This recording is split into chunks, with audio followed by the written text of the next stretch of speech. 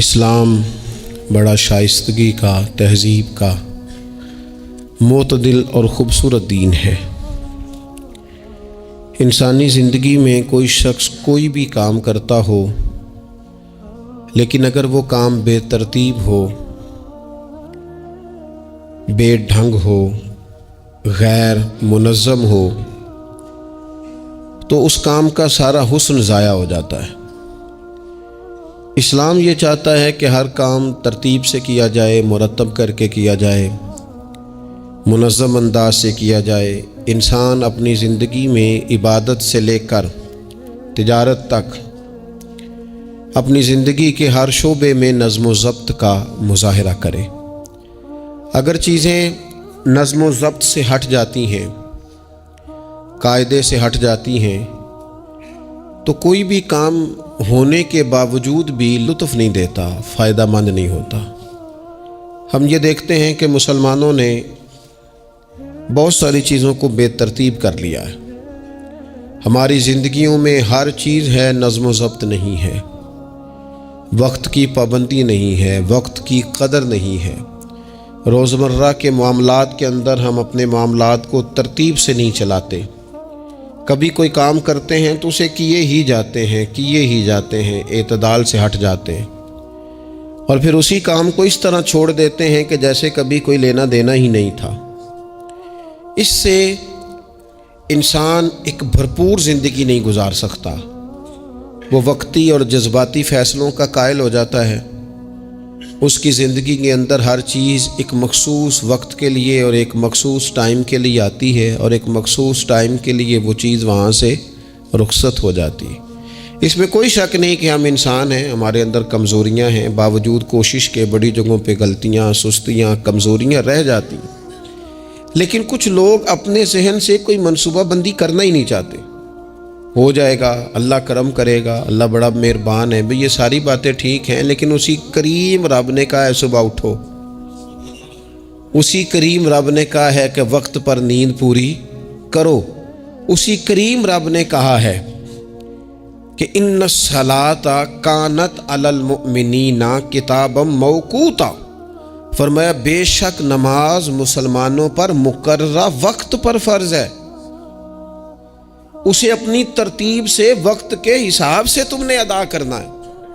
یہ نہیں ہو سکتا کہ تم کہو جی میری آنکھ 9 بجے کھلتی ہے تو میں فجر 9 بجے پڑھوں گا، اس کا ٹائم 6 بجے ہے تو تمہیں 6 بجے ہی فجر پڑھنی پڑے گی۔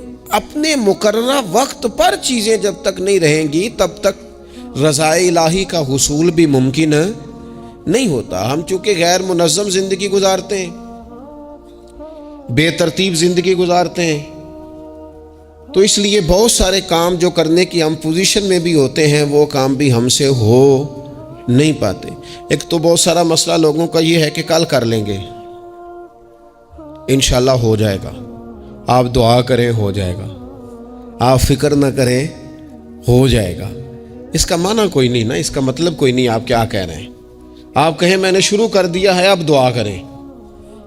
آپ یہ کہیں کہ میں نے پوری کوششیں لگا دی ہیں، آپ اچھی امید رکھیں اللہ سے، لیکن آپ سٹارٹ ہی نہیں کر رہے اور آپ کہہ رہے ہیں دعا کریں۔ یہ کیسے ہوگا؟ جب تک نظم و ضبط کا، آداب کا، حدود کا، قاعدے قانون کا پورا خیال ہی نہ رکھا جائے۔ حضرت سید فیض الحسن شاہ صاحب رحمۃ اللہ تعالیٰ علیہ فرماتے ہیں کہ ایک خاتون بڑی عجلت پسند تھی، جلد باز تھی، تو اس کا شوہر اس کی چیزوں سے بڑا پریشان تھا، جلدی میں آدھا کام کرتی تھی، آدھا کام خراب کر دیتی تھی، تو اکثر آ کے کہتی تھی دعا کریں بڑا مارتا ہے۔ اگرچہ اس کا مارنا پھر بھی درست نہیں تھا، لیکن وہ دیہاتوں میں آپ کو پتہ ہے نا، بعض لوگ بڑی جہالت کا مظاہرہ کرتے ہیں، اس قدر زیادہ شدت کے ساتھ تکلیف دیتے ہیں کہ جو بالکل نازیبا ہو جاتی ہے۔ ایک دن اس نے آ کے کہا کہ پیر صاحب کوئی سمجھاؤ، بڑا ماردہ ہے۔ تو آپ نے فرمایا تو سنا ہے بڑی جلد باز ہے، کام نظم و ضبط سے نہیں کرتی۔ کہنے لگی جی دیکھیں جی کیا نظم و ضبط اور کیا معاملہ، کل اس نے مجھے کہا دال پکا دو تو میں نے اس میں گھی بھی ڈالا ہے، مرچیں بھی ڈالی ہیں، پیاز بھی ڈالا ہے، لہسن بھی ڈالا ہے، ہلدی بھی ڈالی ہے، بس ذرا جلدی میں نے دال ہی تو نہیں ڈالی۔ تو اب یہ کو مارنے والی بات ہے؟ ہر شے ہے، ایک شے ہی نہیں۔ ہمارے ہاں بہت سارے لوگ ایسے ہیں جو جلدی میں اصل کو ہی بھول جاتے ہیں۔ وہ کہتے ہیں باقی میں نے سارے کیے، کوئی رہ تو نہیں نہ گیا، سارے کیے، ایک ہی نہیں نہ کیا، اور بھائی جو اصل تھا وہ تو رہ گیا۔ نظم و ضبط، قاعدہ، قانون، جب تک ہمارے اپنے اندر، میں دوستوں سے کہہ رہا تھا پھر کہتا ہوں، میرے اسلاف فرمایا کرتے تھے جو والد تہجد نہ پڑھے اس کے بچے فجر نہیں پڑھتے۔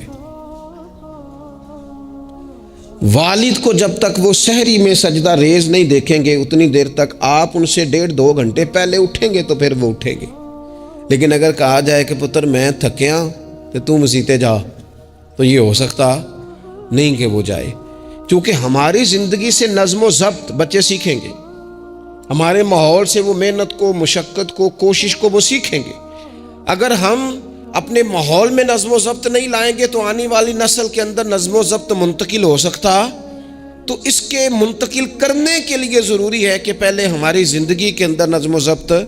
آپ دیکھیں شریعت اسلامیہ نے ہر کام کا نظم و ضبط بنایا ہے۔ نماز اللہ کی عبادت ہے نا، بستر سے اٹھ کر سیدھا مسجد میں آ کے جہاں آپ کا جی چاہے نماز پڑھنے کی اجازت نہیں ہے۔ آپ اٹھیں، آپ کا لباس پاک ہونا چاہیے، آپ نے وضو کیا ہوا ہو، آپ کو سمت قبلہ کا پتہ ہو، آپ کا منہ کعبہ شریف کی طرف ہو، جس جگہ آپ نے نماز پڑھنی ہے وہ جگہ پاک ہو، آپ کا لباس پاک ہو، وقت کا تعین ہو، نماز کے آداب آپ کو آتے ہوں، آپ بیت اللہ شریف کی طرف رخ کریں گے، کانوں تک ہاتھ اٹھائیں گے، آپ ان ہاتھوں کو منظم طریقے سے باندھیں گے، وقت پر رکوع کریں گے، رکوع میں کمر سیدھی ہونی چاہیے۔ آپ رکوع سے اٹھیں گے تو ایسے نہیں کہ کوئی بات نہیں اللہ قبول کر لے گا، جب تک آپ کی کمر پوری ٹھیک نہیں ہوتی رکوع سے اٹھتے وقت آپ کی نماز مکمل نہیں ہوتی۔ آپ سجدے میں جائیں گے تو پیشانی جمنی چاہیے، ناک جمنی چاہیے، آپ کے پاؤں کی انگلیاں زمین پر لگنی چاہیے۔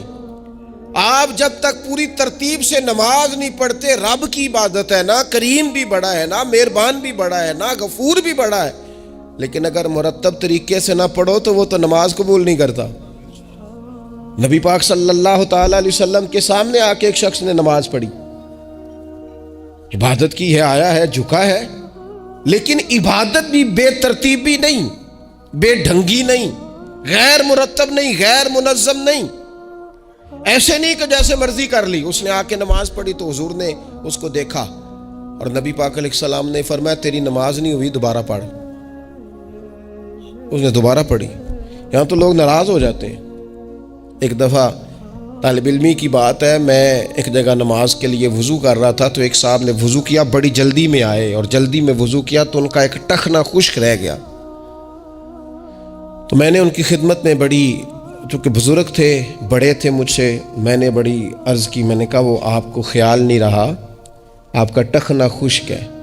وہ کہتے ہیں مولوی وہ لنگن نہ دے آجے، دیکھیں کوئی لنگ نہ جائے، تو سو قبول کرنی کہ اللہ نے۔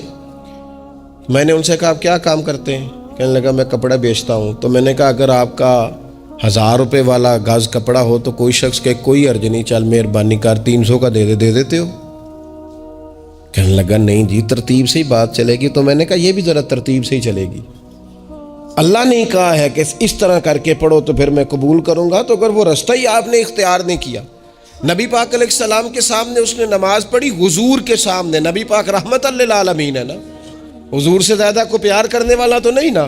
نبی پاک نے تو نہیں فرمایا چل میرے سامنے پڑھی یا تیری قبول ہی قبول ہے، حضور نے فرمایا تیری نماز نہیں ہوئی، دوبارہ پڑھ۔ اس نے دوبارہ پڑھی، حضور نے فرمایا تیری نماز نہیں ہوئی، دوبارہ پڑھ۔ اس نے 12 پڑھی، 3 دفعہ پڑھی، پھر حضور کی بارگاہ میں آیا تو نبی پاک علیہ السلام نے فرمایا جب تو رکوع کرے تو صحیح کر کے رکوع کر، جب تو سجدہ کرے تو صحیح کر کے سجدہ کر، اور جب تو قیام میں کھڑا ہو تو ایک منظم طریقے سے کھڑا ہو۔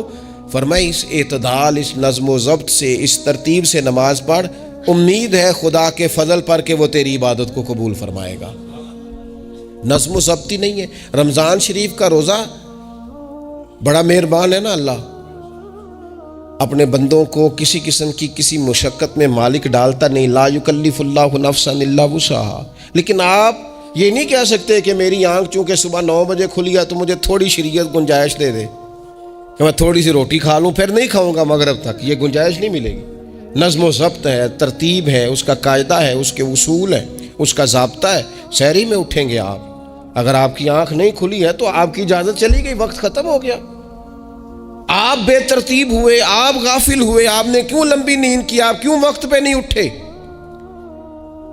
زکوٰۃ ہے، آپ کو ٹائم دیا گیا ہے کہ اضافی رقم آپ کے پاس ہو، آپ کے اخراجات سے زیادہ ہو، کس منظم طریقے سے زکوٰۃ فرض کی گئی ہے، اور یہ وہ نظم و ضبط ہے جس سے بندے کو تکلیف نہیں ہوتی. یعنی آپ کی ضروریات سے زیادہ مال ہو، اس مال کی قیمت 7.5 تولے سونے کے برابر یا 52.5 تولے چاندی تک پہنچ جائے، پھر وہ کل پہنچی ہے تو آج زکوٰۃ فرض نہیں، اس پر سال گزر جائے، پھر بھی وہ سارا نہیں دینا، اس میں سے 2.5% دینا. نظم و ضبط سے اللہ تعالیٰ نے توفیق دی نا جب بیت اللہ شریف کا حج کرنے کی. تو میں واپس آیا تو مجھے ایک طالب علم نے پوچھا، اس نے کہا کہ اس کا خیال تھا چونکہ اللہ کے فضل سے ہم خانقاہی لوگ ہیں تو بعض لوگوں کا خیال ہوتا ہے کہ شاید کوئی بہت انوکھی بات اور انفرادی بات ملے گی، تو خانقاہ شریف میں یا طریقت میں یا اہل تصوف میں باتیں انوکھی نہیں ہیں، باتیں روٹین کی ہیں. بس وہ یہ کہتے ہیں کہ ذرا ان کو درد سے ان پر عمل کرو، اپنے دل میں اس کا نفاذ کرو، روح میں اتارو.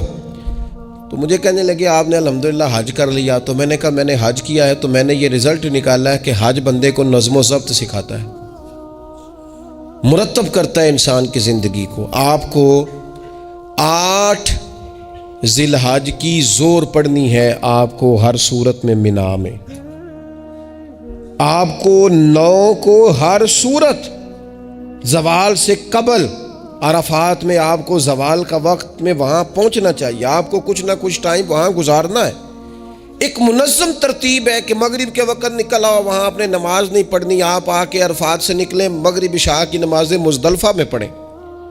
آپ کو 10 کی صبح کو جا کے کنکر مارنے ہیں، آپ یہ نہیں کہہ سکتے کہ میں جناب 2 دن پہلے یہ کام ختم کر لوں. مقررہ ٹائم پہ جو 9 ذی الحج کو میدان عرفات میں نہیں جائے گا اس کا حج ہو سکتا، کیونکہ یہ ایک نظم و ضبط ہے، دین نے قاعدہ بنایا ہے، قاعدے کے بغیر آپ یہ کام کر سکتے.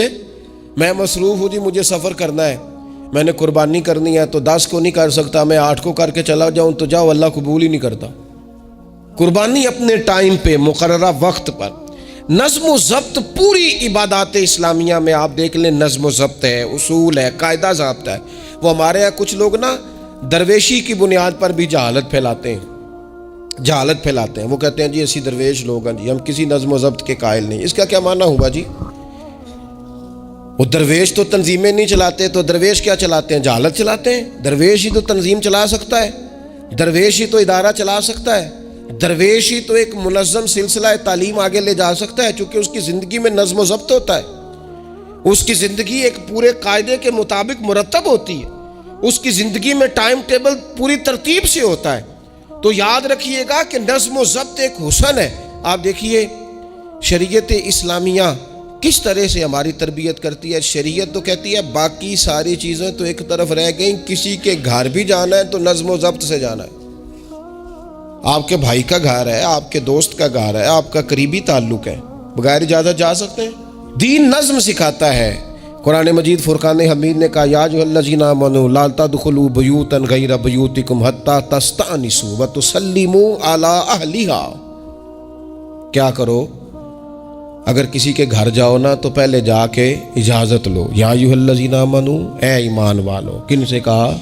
صاحب کسی کے گھر میں داخل ہونا ہے تو پہلے کیا کرنا ہے؟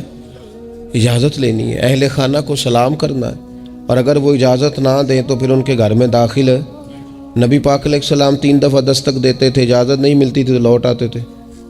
جھگڑا کیا ہے؟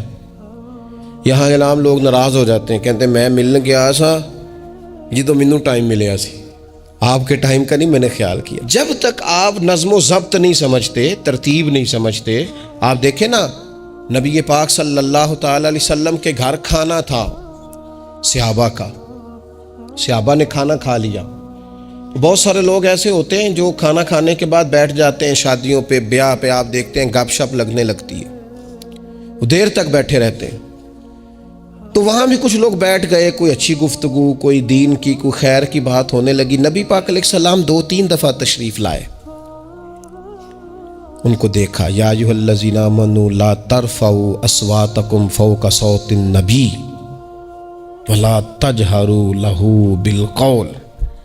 نبی پاک صلی اللہ تعالی علیہ وآلہ وسلم کی بارگاہ میں تو آواز اونچی نہیں کرنی، تم نے اس طرح چلا کر بات نہیں کرنی، اس طرح لوگ آپس میں کرتے ہیں. دھیما لب و لہجہ، یا ایھا الذین آمنوا لا تقولوا رائنا وقولوا انظرنا، لفظوں کے چناؤ میں احتیاط کرنی۔ وہ دیر تک بیٹھے رہے، بات چیت ہو رہی ہے، حضور دو ایک دفعہ آئے، واپس چلے گئے۔ اللہ تعالیٰ نے قرآن نازل کر دیا، فرمایا میرے محبوب کو تکلیف دیتے ہو؟ جب کھانا کھا چکو تو اٹھو، اب جاؤ، ختم ہو گئی دعوت، ٹائم مکمل ہوا، اب کوئی کام کرنے دو۔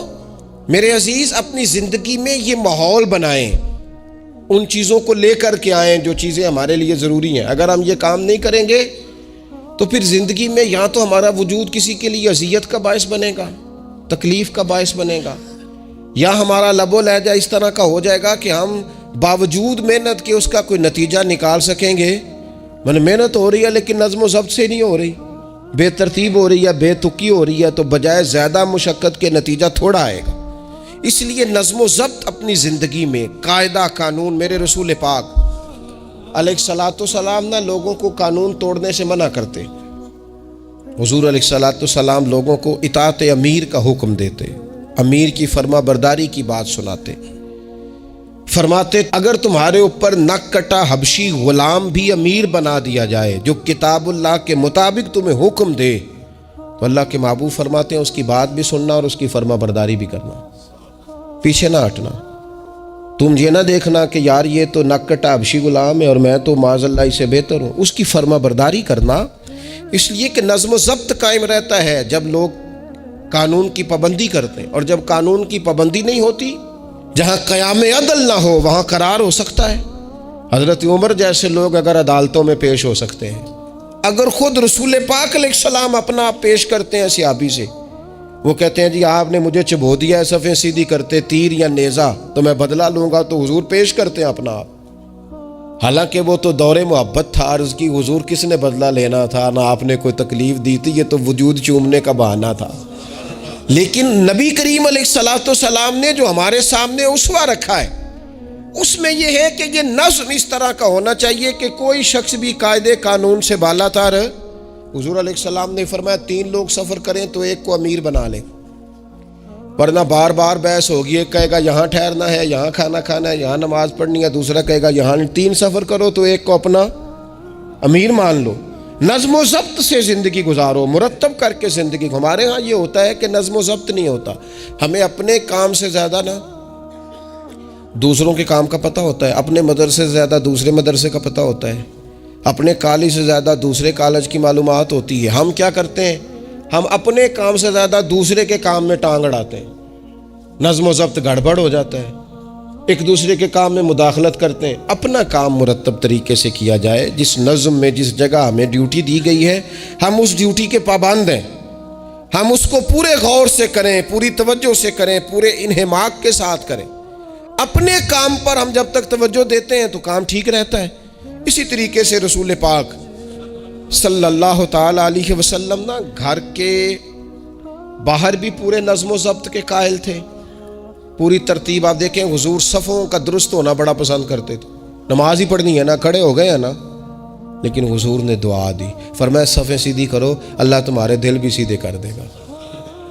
حضور نماز کی جماعت سے پہلے اعلان کرتے بھئی اپنی صفوں کو درست کر لو۔ حضور پسند کرتے کہ بالکل اس طرح مرتب ہو کے لوگ نماز پڑھیں، کوئی چیز بھی غیر مرتب، یہاں جناب کوئی شخص بھی قطار میں لگنے کو تیار نہیں، باری کا انتظار کرنے کو تیار نہیں ہے۔ بینک میں ہمیں ذرا پہلے بلا لیا گیا تو ہم کہتے ہیں اللہ نے بڑی عزت دیتی ہے، اور پھر کچھ پروٹوکول تو بے جا ہیں، سوائے تکلیف کے اور کچھ دیتے۔ میں نے جنازوں پہ دیکھا ہے، کسی عالم کا جنازہ پڑھا ہے، کسی بڑے آدمی کا، تو وہاں 15 لوگ ہوتے ہیں ٹوٹل جو جنازہ نہیں پڑھنے دیتے، وہ گھسے ہوتے ہیں آگے، میں نے چہرہ دیکھنا ہے، میں نے اگلی صف میں کھڑے ہونا ہے۔ یہی حال محافل میں ہوتا ہے۔ نظم و ضبط پیدا کریں، کسی چیز کو بے ترتیب نہ کریں، کوئی کام بھی بے ڈھنگا نہ ہو۔ نبی اکرم صلی اللہ تعالی علیہ وسلم کی مجلس مبارک میں جب کوئی شخص آتا تھا نا تو حضرت ابوبکر صدیق اسے سائڈ پہ لے جاتے تو کہتے تھے تمہیں پتہ ہے اللہ کا قرآن کہتا ہے حضور کے سامنے آواز اونچی نہیں کرنی۔ اسے پہلے آداب مجلس سکھاتے تھے، نظم و ضبط سکھاتے تھے، حضور کی بارگاہ میں حاضری کا طریقہ سکھاتے تھے، پھر نبی پاک صلی اللہ تعالی علیہ وسلم کی بارگاہ میں پیش کرتے تھے۔ ہمارے بے صبرے ہو جانے کی بڑی وجہ بھی یہ ہے کہ نظم و ضبط نہیں، ہمارے جلد باز ہو جانے کی وجہ یہ ہے کہ نظم و ضبط نہیں، ہماری طبیعت جو بہت زیادہ ڈسٹرب ہو جاتی ہے، ذہنی الجھاؤ پیدا ہوتا ہے، اس کی وجہ بھی یہ ہے کہ نظم و ضبط نہیں ہے۔ ہم بعض چیزوں میں اتنے زیادہ تلخ ہو جاتے ہیں، اور تلخی کی وجہ سے یہ بنتی ہے کہ مزاج میں کوئی نظم و ضبط، کسی باری کا انتظار نہیں، کوئی ٹھہراؤ نہیں، کوئی گنجائش نہیں۔